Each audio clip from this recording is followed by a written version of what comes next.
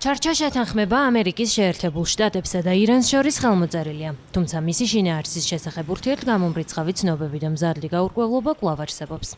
შეთანხმება ვაშინგტონსა და თეირანს შორის ოფიციალურად პარასკევს შვეიცარიაში უნდა გაფორმებულიყო, თუმცა პრეზიდენტმა დონალდ ტრამპმა დოკუმენტის ასლს ხელი საფრანგეთის პრეზიდენტ ემანუელ მაკრონთან ერთად ვერსალის სასახლეში გამართულ ვახშამზე მოაწერა. თეირანის თანხმობის კვალი კი დოკუმენტზე პრეზიდენტმა მასუდ პეზეშკიანმა დატოვა.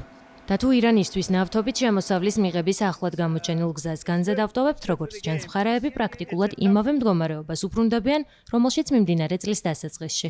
ანუ მანამდე იყვნენ, ვიდრე ისრაელი და ამერიკის შეერთებული შტატები ერთობლივ სამხედრო ოპერაციას დაიწყებდნენ. ირანი კი მეზობელ ქვეყნებზე იერიშებს მიიტანდა. ამ მოვლენებმა რეგიონში ათასობით ადამიანის სიცოცხლე შეიწირა, გლობალური ენერგეტიკული კრიზისი გამოიწვია და მსოფლიო ეკონომიკა მნიშვნელოვნად შეარყია. ახლა თეირანი და ვაშინგტონი 60 დღიან მოლაპარაკებებს იწყებენ. მთავარი კითხვა კი ისაა, შეძლებს თუ არა ტრამპი ამერიკის შეერთებული შტატებისთვის უფრო ხელსაყრელი შეთანხმების მიღწევას, ვიდრე 8 წლის წინ მის მიერვე გაუქმებული, ბარაკ ობამას ადმინისტრაციის პირობებში გაფორმებული 2015 წლის ბირთვული შეთანხმება იყო. თეირანმა თავისთვის სასარგებლოდ მნიშვნელოვანი დათმობები უკვე მოიპოვა. გავრცელებული ცნობების თანახმად ვაშინგტონთან გაფორმებულ ჩარჩო შეთანხმებაში გათვალისწინებულია 300 მილიარდი დოლარის კერძო ფონდი, რომელიც ირანში ინვესტიციების დასახალისებლად შეიქმნება. არც ვაშინგტონს და არც თეირანს შეთანხმების სრული ტექსტი ოფიციალურად არ გამოუქვეყნებიათ. რამდენიმე მედია საშუალებამ სავარაუდოდ გაჟონილი ვერსიები გაავრცელა და ომის კვლევის ინსტიტუტის ანალიტიკოსთა შეფასებები სწორედ ამ არაოფიციალურ ტექსტზე ფუძნება. და თუ ეს ტექსტი ზუსტია, იგი მიანიშნებს, რომ თეირანი კონფლიქტიდან უფრო ძლიერი სტრატეგიული პოზიციით გამოვიდა, ვიდრე ეს ერთი შეხედვით ჩანს. ომის კვლევის ინსტიტუტის შეფასებით შეთანხმების პირობები ირანს მნიშვნელოვან ეკონომიკურ შეღავებს გაუწევს, რომელსაც სავარაუდოდ არაკეტო დრონებისა და ბირთვული პროგრამების, ასევე რეგიონული მოკავშირეების ქსელის აღსადგენად გამოიყენებს. ამასთან ანალიტიკოსების თანახმად არ არსებობს ნიშნები, რომ ირანის ხელმძღვანელობა ბირთვულ საკითხებზე დათმობებისთვის მზადაა. ეს კი იმის მიუხედავად, რომ ვაშინგტონთან საბოლოოდ გარიგების შემთხვევაში დამატებითი ეკონომიკური სარგებელი ელის.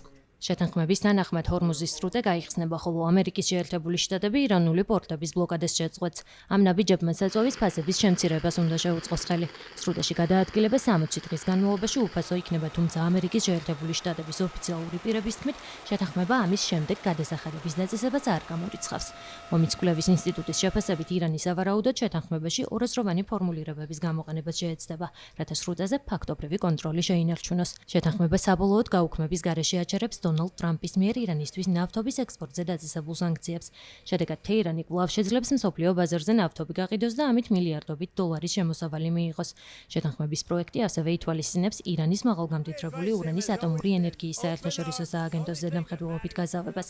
თუმცა ამ საკითხზე დამატებითი დეტალები ცნობილი არ არის. თეირანის ბირთვულ პროგრამაზე სხვა ნებისმიერი შეზღუდვის დაწესების შესახებ მოლაპარაკებები ჯერ წინაა. დროებითი შეთანხმება ირანს კიდევ უფრო მეტს, მათ შორის ყველა საერთაშორისო სანქციის მოხსნასაც პირდება, თუ კი ბირთვულ საკითხზე საბოლოო გარიგება იქნება მიღწეული. გათვალისწინებულია 300 მილიარდი დოლარის ომის შემდგომი აღდგენის ფონდი, თუმცა უცნობია საიდან უნდა მოვიდეს ეს თანხა. დონალდ ტრამპი ამბობს, რომ ამერიკის შეერთებული შტატები ამაში მონაწილეობას არ მიიღებს.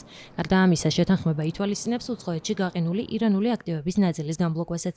ტრამპის ადმინისტრაცია აქამდე არაერთხელ განაცხადა, რომ მისი მიზნები ირანის სარაკეტო არსენალის განადგურება რეგიონში, ირანის მხარდაჭერილი შეიარაღებული დაჯგუფებების დასუსტება, თეირანის საზღვაო ძალების განადგურება და ირანისთვის ბირთვული იარაღის მოპოვების სამუდამო დახკვეთა იყო. 7 კვირიანმა საჰაერო დარტყმებმა ირანის რაკეტების მარაგი, წარმოების ინფრასტრუქტურა და სამხედრო შესაძლებლობების სხვა კომპონენტები სავარაუდოდ მნიშვნელოვნადაც შეამცირა.